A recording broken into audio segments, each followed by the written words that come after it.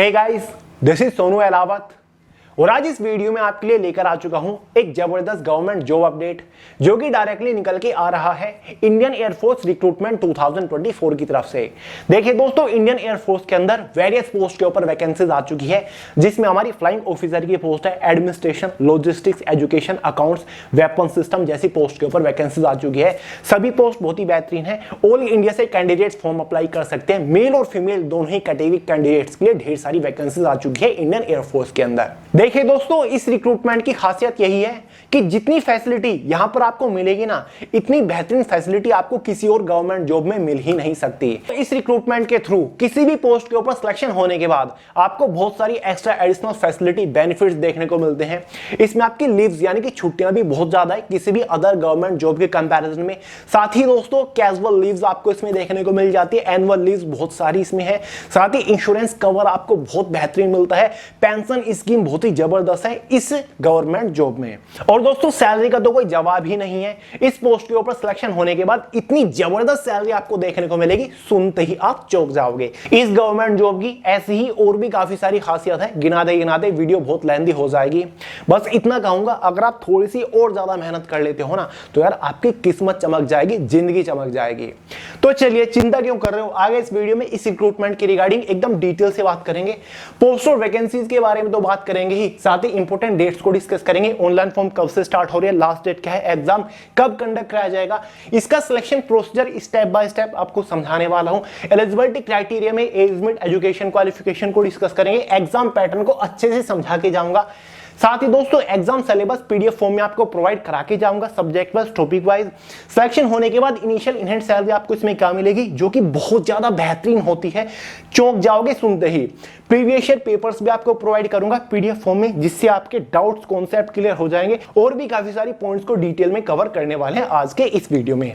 तो चलिए दोस्तों, बहुत ज्यादा टाइम वेस्ट नहीं करते, फटाफट वीडियो शुरू कर लेते हैं। देखिए दोस्तों, जैसे कि आपको स्टार्टिंग में बता चुका हूं, इस वीडियो में हम बात कर रहे होंगे इंडियन एयरफोर्स रिक्रूटमेंट 2024 के बारे में। देखिए दोस्तों, ये रिक्रूटमेंट निकलती है एफकेट के अंडर, जिसका मतलब होता है एयरफोर्स कॉमन एडमिशन टेस्ट, यानी कि वेरियस पोस्ट के ऊपर अपॉइंटमेंट लेने के लिए एक सिंगल एग्जाम कंडक्ट कराया जाता है। टोटल नंबर ऑफ वैकेंसी सभी पोस्ट को कंबाइन करके इस बार 304 निकली है, जो कि काफी ठीक ठाक वैकेंसी है। फ्लाइंग ऑफिसर की पोस्ट के ऊपर टोटल 29 वैकेंसीज है इस बार। एडमिनिस्ट्रेशन की पोस्ट के ऊपर 54 वैकेंसीज है। लॉजिस्टिक्स की पोस्ट के ऊपर 17 वैकेंसीज है। एजुकेशन की 9 वैकेंसी है। अकाउंट्स की 12 वैकेंसी है। वेपन सिस्टम की 17 वैकेंसी है और एमईटी की 10 वैकेंसी यहां पर निकली है। देखिए दोस्तों, मेल और फीमेल दोनों ही कैटेगरी कैंडिडेट्स के लिए इन सभी पोस्ट के ऊपर वैकेंसीज निकली हैं। बस मैंने वैकेंसीज को कंबाइन करके लिख दिया है, बाकी इसका नोटिफिकेशन मैं आपको पीडीएफ फॉर्म में प्रोवाइड करा के जाऊंगा। बढ़ते हैं थोड़ा आगे, बात कर लेते हैं इंपोर्टेंट डेट्स के बारे में। ऑनलाइन फॉर्म इसके जो स्टार्ट होंगे वो इस बार 30 मई 2024 से होने जा रहे हैं। फॉर्म की जो लास्ट डेट रखी गई है वो 28 जून 2024 रखी गई है। इसका जो एग्जाम टेंटेटिवली कंडक्ट कराया जाएगा वो अगस्त 2024 के अंदर करा लिया जाता है। तो सिलेक्शन प्रोसीजर इसका काफी फास्ट चलता है। फॉर्म फीस सभी कैटेगरी के लिए 500 रुपए चार्ज किए जाते हैं। एज लिमिट के बारे में अगर हम बात करें, जो फ्लाइंग ऑफिसर की पोस्ट है इसके लिए 20 से 24 साल एज लिमिट होती है। एज जो आपकी कैलकुलेट होगी वो 1 जुलाई 2025 तक होगी। सीधा सीधा समझ लीजिए, अगर आप फ्लाइंग ऑफिसर की पोस्ट के लिए फॉर्म अप्लाई करना चाहते हैं तो जरूरी है कि आपका जन्म 2 जुलाई 2001 से लेकर 1 जुलाई 2005 के बीच में हुआ होना चाहिए, तो आप एलिजिबल है। बाकी की जितनी भी हमारी अदर पोस्ट है, चाहे आपकी एडमिनिस्ट्रेशन की पोस्ट हो, लॉजिस्टिक्स, एजुकेशन, अकाउंट्स की पोस्ट हो, उन सभी पोस्ट के लिए एज लिमिट 20 से 26 साल यहां पर रखी गई है। एज आपकी 1 जुलाई 2025 तक ही कैलकुलेट होगी। सीधा सीधा समझ लीजिए, अगर आप उन सभी पोस्ट के लिए फॉर्म अप्लाई करना चाहते हैं, ग्राउंड ड्यूटी, नॉन टेक्निकल की पोस्ट उनको हम बोलते हैं, तो भाई आपका जन्म 2 जुलाई 1999 से लेकर 1 जुलाई 2005 के बीच में हुआ होना चाहिए, तो आप एलिजिबल है, बिंदास फॉर्म अप्लाई कर पाएंगे। क्लियर हुआ डाउट? एजुकेशन क्वालिफिकेशन के ऊपर बात करते हैं। फ्लाइंग ऑफिसर की पोस्ट के लिए अगर आपने कोई भी बैचलर डिग्री पास कर रखी है तो भाई आप एलिजिबल है, लेकिन जरूरी है कि 12th में आपके पास फिजिक्स और मैथ सब्जेक्ट होना चाहिए और 50% मार्क्स आपके होने चाहिए इन दोनों सब्जेक्ट में। क्लियर है? समझ गए? तो एक तरीके से जो 12th में साइंस के स्टूडेंट्स है ना, भले ही उन्होंने ग्रेजुएशन बीए कर रखी हो, ठीक है, लेकिन 12th में साइंस सब्जेक्ट थे ये दोनों, तो आप एलिजिबल है। बाकी जो अदर पोस्ट है, चाहे आपकी लॉजिस्टिक्स की पोस्ट हो या फिर एजुकेशन की पोस्ट हो, एडमिनिस्ट्रेशन की पोस्ट हो, इन तीनों पोस्ट के लिए अगर आपने कोई भी बैचलर डिग्री पास कर रखा है उससे फर्क नहीं पड़ता। फिर चाहे आपने बीए किया हो, बीएससी, बीकॉम, बीबीए, बीसीए, कुछ भी किया है ग्रेजुएशन के नाम पर, तो भाई आप एलिजिबल है। अगर आपने कोई भी बैचलर डिग्री पास कर रखे 60% मार्क्स के साथ, तो आप अदर पोस्ट के लिए एलिजिबल है। साथ ही इसमें एक अकाउंट्स की पोस्ट या फिर अकाउंटेंट आप उसको कह सकते हैं। अगर आपने कोई भी बैचलर डिग्री पास कर रखे कॉमर्स से 60% मार्क्स के साथ, तो भाई आप अकाउंट्स वाली पोस्ट के लिए भी एलिजिबल हैं। ठीक है, अब दोस्तों बात कर लेते हैं हाइट कितनी मांगी गई है इन सभी पोस्ट के लिए। मेल कैंडिडेट्स के लिए जितनी भी अदर पोस्ट हैं, ठीक है, ग्राउंड ड्यूटी नॉन टेक्निकल की, उनके लिए 157.5 सेंटीमीटर हैं। बाकी फ्लाइंग ऑफिसर की जो पोस्ट है, ये फ्लाइंग ऑफिसर की पोस्ट है, फ्लाइंग ब्रांच की, फ्लाइंग ट्रेड इसको हम कह सकते हैं, इसके लिए 162.5 सेंटीमीटर मांगी गई है। बाकी जितनी भी अदर पोस्ट है फीमेल कैंडिडेट्स के लिए 152 सेंटीमीटर हाइट मांगी गई है। क्लियर है, ये हाइट का प्रोसीजर है, हाइट का फंडा है। अब फाइनली बात करते हैं इसके सिलेक्शन प्रोसीजर के बारे में, यानी कि जब आप इसके लिए ऑनलाइन फॉर्म अप्लाई कर दोगे तो फाइनल सिलेक्शन लेने तक आपको किस किस स्टेज से होकर गुजरना पड़ेगा। बेसिकली दोस्तों इसका कंप्लीट सिलेक्शन प्रोसीजर 2 ही मेजर स्टेजेस के ऊपर टिका हुआ है। स्टेज फर्स्ट में आपका एक एग्जाम कंडक्ट कराया जाएगा, 300 नंबर का पेपर होगा, सारी जानकारी डिटेल से आपको दूंगा। स्टेज सेकंड में एक AFSBT कंडक्ट कराया जाएगा, यानी कि air force selection board test conduct कराया जाएगा। उसके बारे में सारी जानकारी आपको स्टेप बाय स्टेप देने वाला हूं, चिंता मत करिए, सारे डाउट्स क्लियर करूंगा। दोस्तों अगर आप एक से ज्यादा पोस्ट के लिए फॉर्म अप्लाई करना चाहते हो, जैसे कि आप एलिजिबल हो एजुकेशन वाली पोस्ट के लिए भी, आप एलिजिबल हो एडमिनिस्ट्रेशन लॉजिस्टिक्स के लिए, तो आपको फॉर्म एक ही अप्लाई करना है, फॉर्म फीस भी एक ही बार पे करनी है। बस आपको पोस्ट प्रेफरेंस देनी होती है कि भाई मेरी फर्स्ट प्रेफरेंस फ्लाइंग ऑफिसर है, सेकंड प्रेफरेंस एजुकेशन है, थर्ड प्रेफरेंस एडमिनिस्ट्रेशन है, फिर लॉजिस्टिक्स है। ठीक है, इस तरीके से सभी पोस्ट का एक सिंगल कॉमन एग्जाम कंडक्ट कराया जाएगा। एक ही सिंगल चीज आपको पढ़नी है, चाहे आपकी ground duty non technical post हो या फिर फ्लाइंग ऑफिसर की पोस्ट हो। क्लियर है डाउट? बस इसमें एक हमारी ग्राउंड ड्यूटी टेक्निकल पोस्ट होती है, उसके लिए एरोनॉटिक्स वगैरह मांगा जाता है, बैचलर डिग्री कर रखी हो आपने, बीटेक वगैरह, इसलिए मैंने कवर यहां पर नहीं करी। बहुत सारे लोग उसमें इंटरेस्ट नहीं दिखाते। तो भाई इसका जो एग्जाम होगा ना स्टेज फर्स्ट का, 4 सब्जेक्ट्स होंगे एग्जाम में। एक वर्बल एबिलिटी इन इंग्लिश रहने वाला है, जो कि आप किसी भी कॉम्पिटिटिव एग्जाम के लिए पढ़ते हो, वही आपका वोकैब वगैरह सब कुछ कवर किया जाएगा। 30 क्वेश्चन आएंगे इस एग्जाम में। एक क्वेश्चन जो होता है ना वो 3 नंबर का होता है। ठीक है, तो भाई ये 30 क्वेश्चन 90 नंबर के होगा। दूसरा सब्जेक्ट जनरल अवेयरनेस होगा, 25 क्वेश्चन है भाई, 75 नंबर के हो गए। तीसरा subject reasoning and military aptitude रहेगा, वही जो रीजनिंग आप पढ़ते हो किसी भी एग्जाम के लिए। 25 क्वेश्चन आएंगे 75 नंबर के अंदर। ये इसका नया एग्जाम पैटर्न है, पिछले 2 साल से इसका एग्जाम पैटर्न चेंज हो चुका है। पैटर्न वही है, बस जो वेटेज है क्वेश्चंस का वो चेंज हो चुका है। न्यूमेरिकल एबिलिटी होगा, जिसको आप मैथमेटिक्स बोल देते हैं या फिर क्वांटिटेटिव एप्टीट्यूड बोल सकते हैं। 20 क्वेश्चन आएंगे 60 नंबर के अंदर।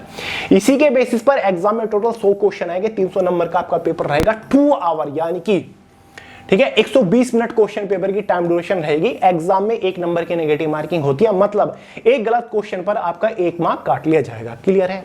अब देखिए दोस्तों, आगे बढ़ने से पहले सिलेबस को डिस्कस करेंगे। इसके एग्जाम का complete detail syllabus subject wise topic wise PDF form में मैंने way to success telegram channel के अंदर प्रोवाइड करा दिया। वहां से आप पूरे सिलेबस को इजीली अपने मोबाइल फोन के अंदर पीडीएफ फॉर्मेट में डाउनलोड करके देख सकते हैं, समझ सकते हैं कि भाई किस सब्जेक्ट के अंदर से कौन से टॉपिक के ऊपर आपको मोस्टली फोकस करना है। टेलीग्राम चैनल का लिंक डिस्क्रिप्शन बॉक्स में। सिलेबस इसका बहुत ही छोटा सा है, छुटकू सा, अब बहुत जल्दी कवर कर लोगे।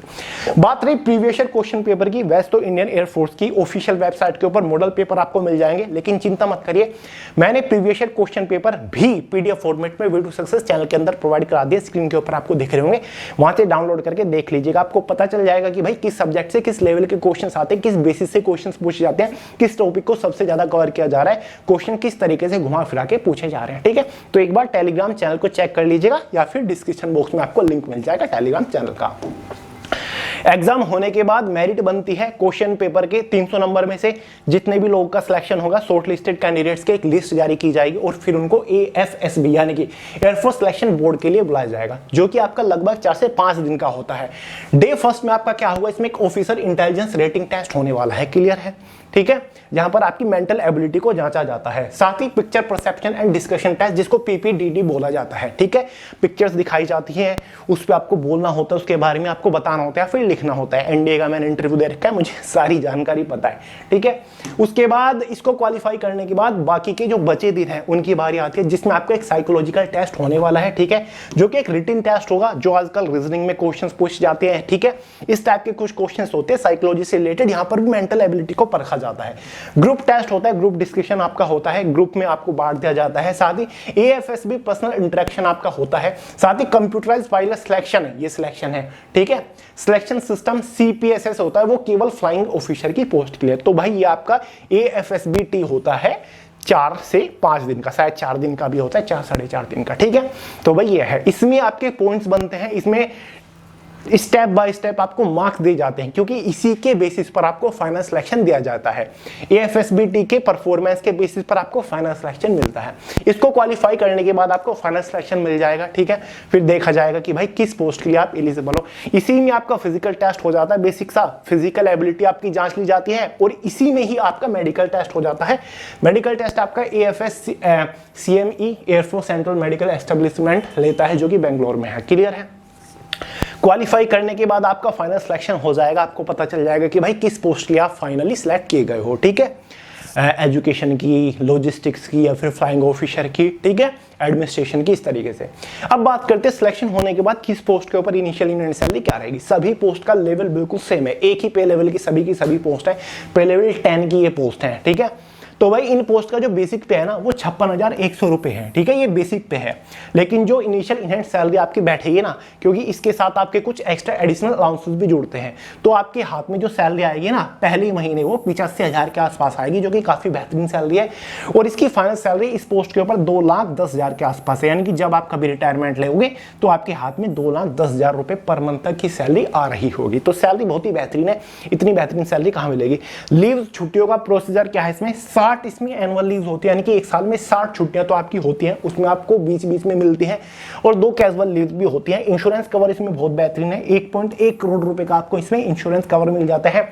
मेडिकल इंश्योरेंस आपको मिलता है, पेंशन की भी इसमें कुछ सुविधा कर रखी है अलग टाइप की, ठीक है। नोटिफिकेशन में आपको सारी जानकारी मिल जाएगी जब इसका डिटेल नोटिफिकेशन आएगा।